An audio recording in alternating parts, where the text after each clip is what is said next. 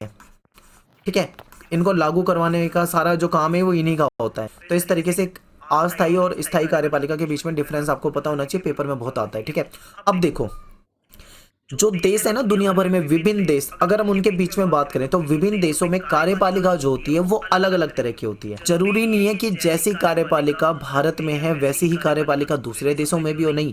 America में अलग तरह का सिस्टम हो सकता है कार्यपालिका का, ब्रिटेन में अलग तरह का हो सकता है।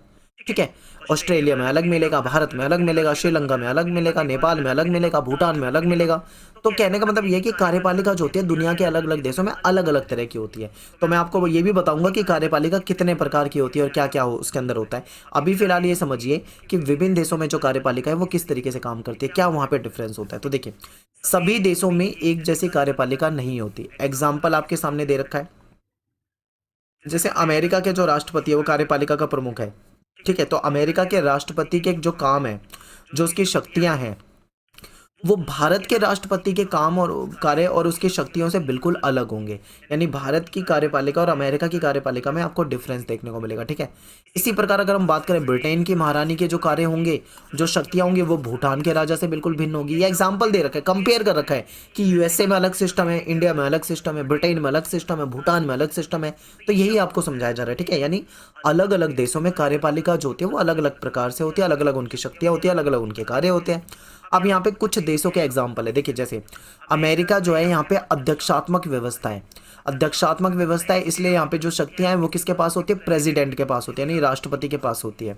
कनाडा की बात करें तो यहाँ पे संसदीय लोकतंत्र है और यहाँ पे संवैधानिक राजतंत्र है। इससे क्या होता है, यहाँ पे जो महारानी एलिजाबेथ द्वितीय है वो राज्य की प्रधान है और प्रधानमंत्री जो होता है वो सरकार का प्रधान होता है। यानी यहाँ पे जो कनाडा में जो सरकार है, सरकार का जो प्रधान होगा वो होगा यहाँ पे प्रधानमंत्री यानी प्राइम मिनिस्टर। ठीक है, लेकिन यहाँ पे जो जब कोई भी यूपीएससी की प्रिपरेशन स्टार्ट करने की कोशिश करता है, वो गूगल पे जाता है, यूट्यूब पे जाता है, and it is completely overwhelming. कुछ राज्य की प्रधान होगी वो वहाँ की क्या हो जाएंगी, महारानी हो जाएंगी। तो इस तरीके से वहाँ की कार्यपालिका कनाडा का बिल्कुल डिफरेंस है सिस्टम।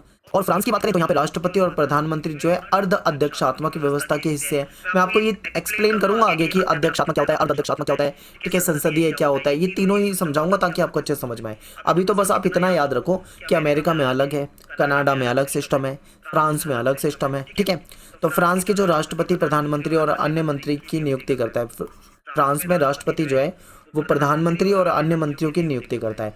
उन्हें पद से हटा नहीं सकता क्योंकि वे संसद के प्रति जिम्मेदार होते हैं। ठीक है, नियुक्ति करने का काम होता है, जैसे भारत में क्या है, राष्ट्रपति, भारत का राष्ट्रपति प्रधानमंत्री की नियुक्ति करता है।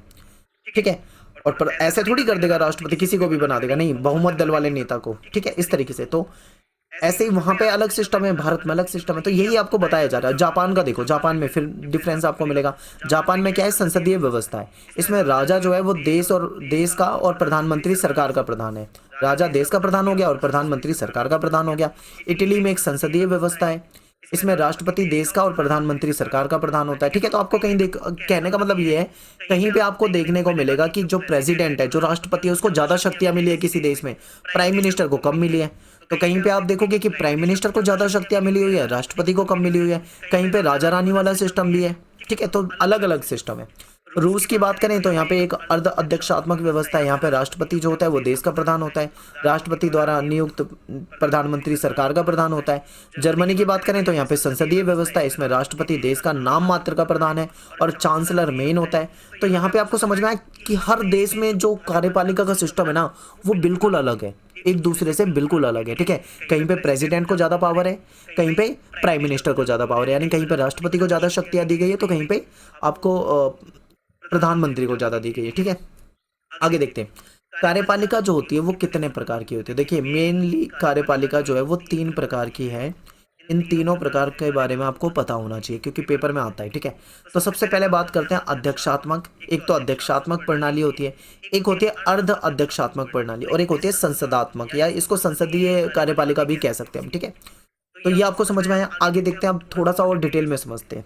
तो देखिए, सबसे पहले बात कर लेते हैं संसदात्मक, यानी जहाँ पे संसद वाला सिस्टम होता है, संसदीय सिस्टम। ठीक है, तो इसमें क्या होता है, देखिए सरकार का जो प्रमुख होता है वो प्रधानमंत्री होता है। आमतौर पे ज्यादातर क्या होता है, सरकार का जो हेड होगा वो प्राइम मिनिस्टर होगा। ठीक है, भारत में भी अगर आप देखोगे तो भारत में भी जो मेन पावर जो होती है वो